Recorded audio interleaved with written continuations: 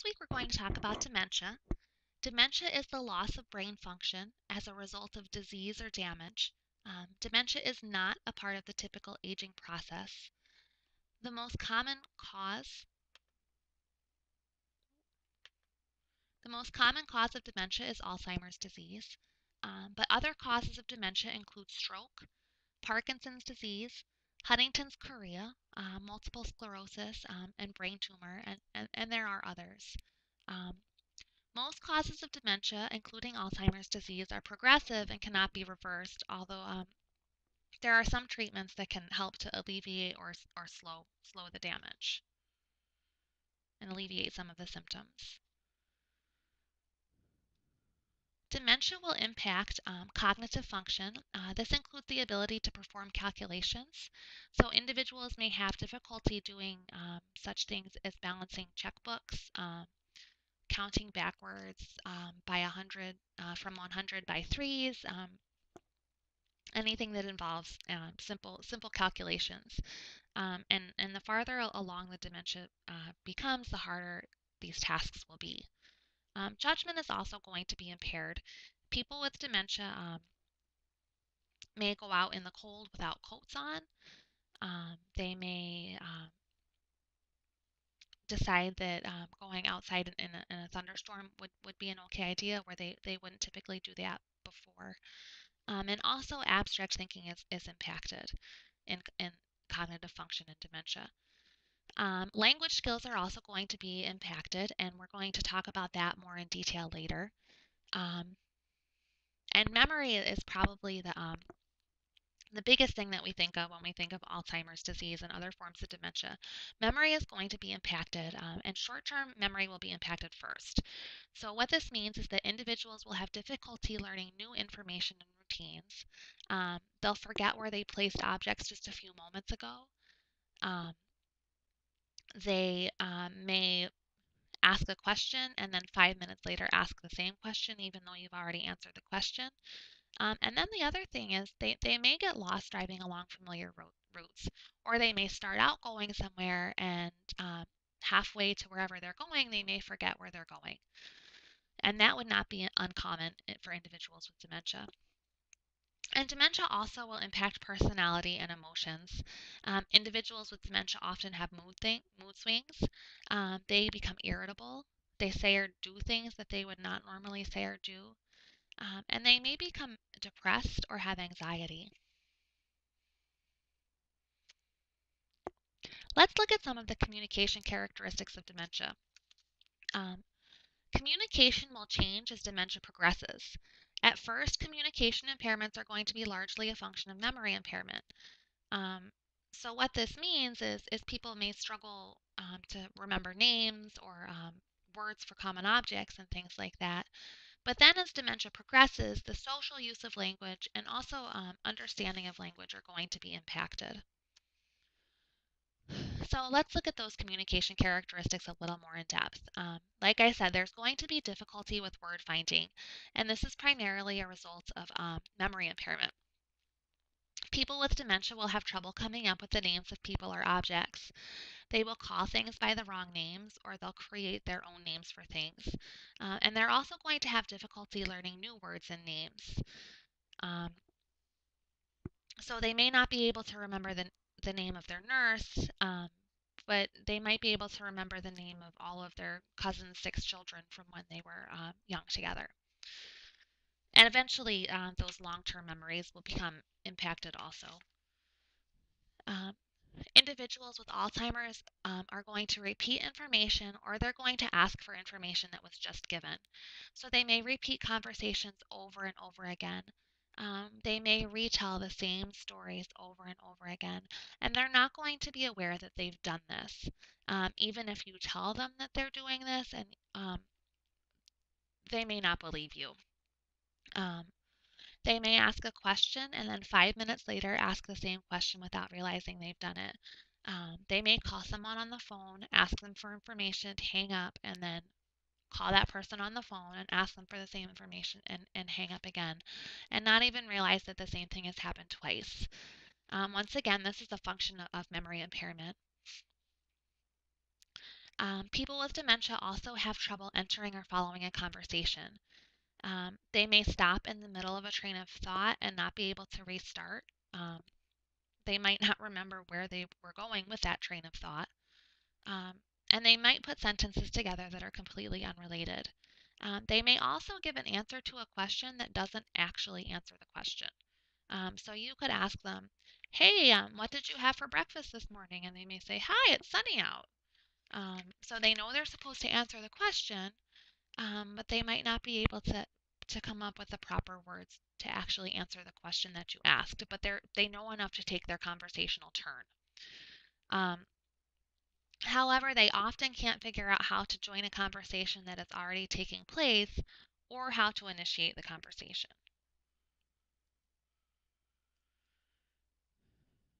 And receptive language is eventually going to be impacted.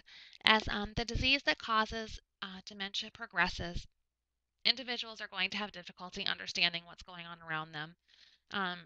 The difficulty will first be with new information and abstract concepts. And then it may be difficult for them to understand all but the most routine directions.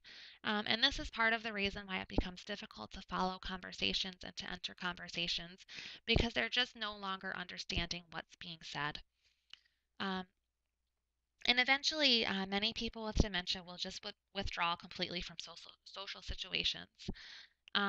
It becomes frustrating for them to communicate. They don't understand what's going on around them. They can't come up with the names of what they're looking for, the words that they're looking for. They're not following conversation, so they just begin to shut down and not even want to put themselves in those situations to begin with. Here's this woman is teaching some students how to interact with individuals with autism, that should say Alzheimer's. Hey, listen. Hey, baby, did I ever tell you I was from West Virginia? Yes, you did. That's very nice. I did? Yes. When did I tell you that? I didn't tell you that. Who's been talking about me? Who has told you about me? See, this is what pisses me off. You and your damn big mouth. You have no business telling her. Uh-oh. Now what happens to her? She's going to get hit. What happens to me? I get drugs. What happens to her? Nothing. Who started it? Her, because she insisted I had already told her. Here's the problem. Do I remember that I've already told her? Can I remember that I've already told her? So here's what you want to do. Instead of saying, yeah, you did or no, you didn't, instead, what you want to say, here's the phrase, tell me about it.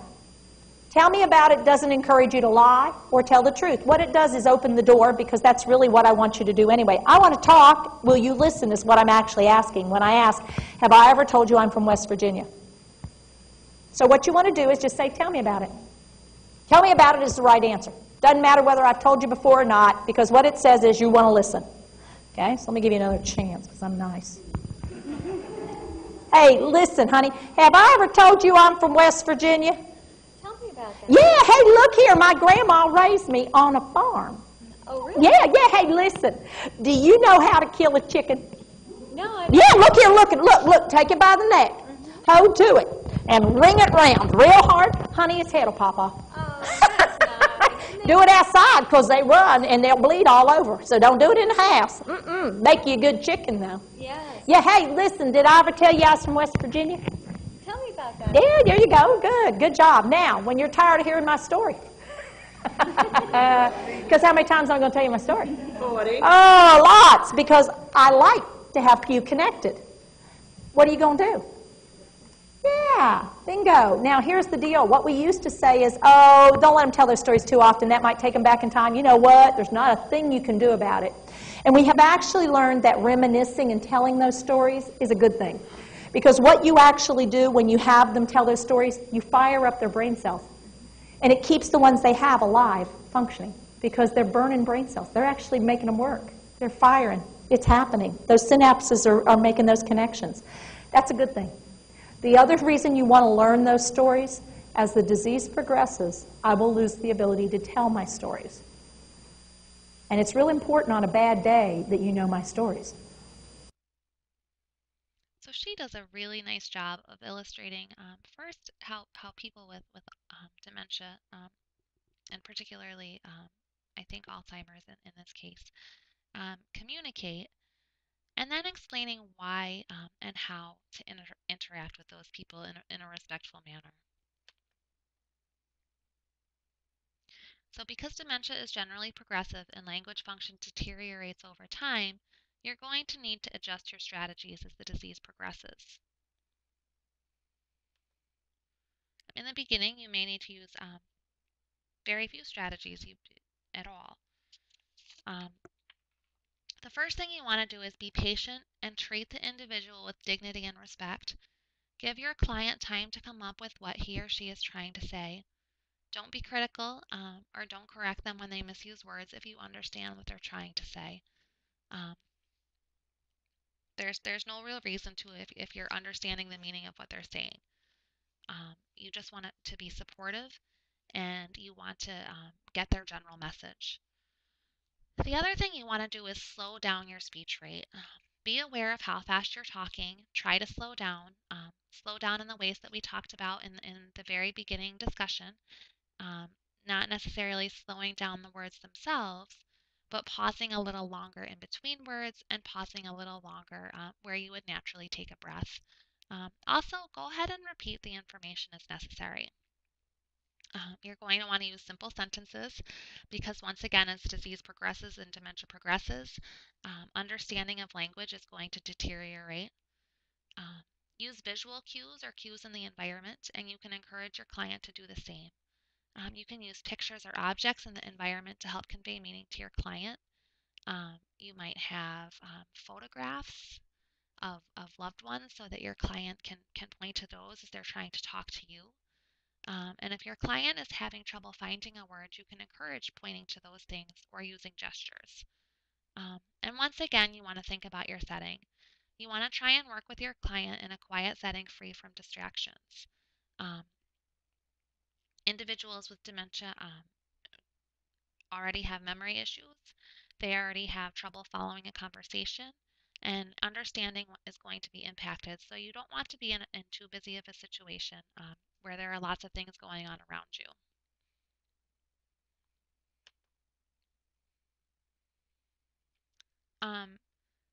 This is well, just watch.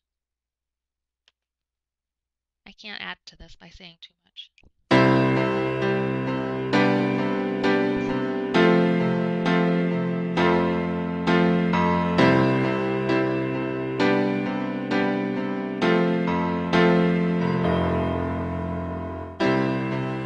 When you look into my eyes,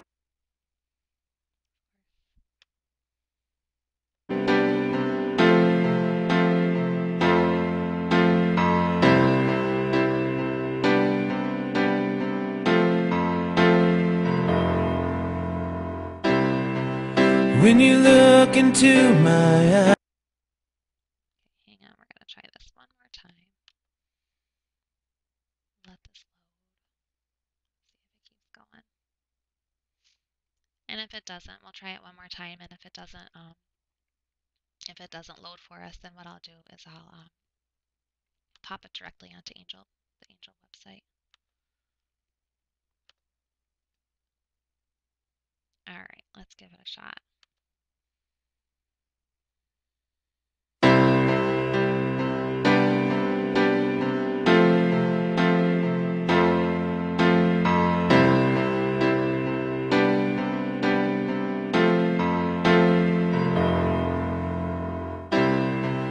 When you look into my eyes and see I'm not there, just call out my name. The sound of your voice brings me back home. Then I'm not so scared. If I forget your name or who you are, please don't take it quite so hard. If I shy away from your hand, hope you'll understand. Don't get so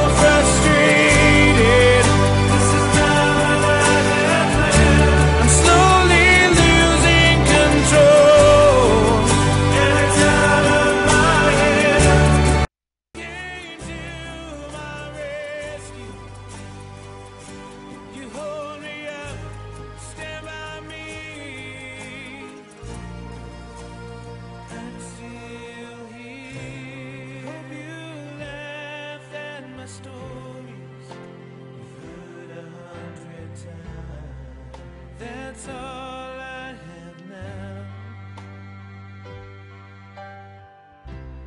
You still have your memories of you and me. You have the movie of my life. If I forget your name or who you are, please don't take it quite so hard. If I shy away from your hand, hope you'll understand.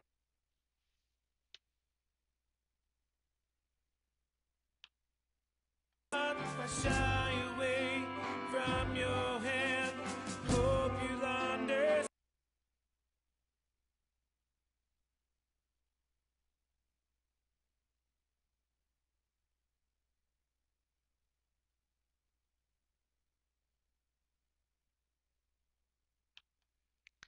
I don't think we're going to get the rest of it, but it just repeats the chorus a couple times.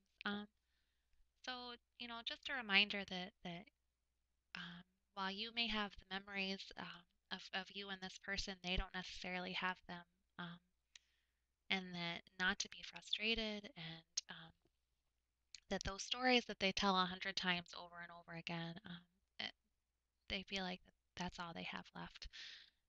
And I'll post this video directly into Angel too, because it's really touching, it's really moving, and the message in working with folks who have dementia is really powerful.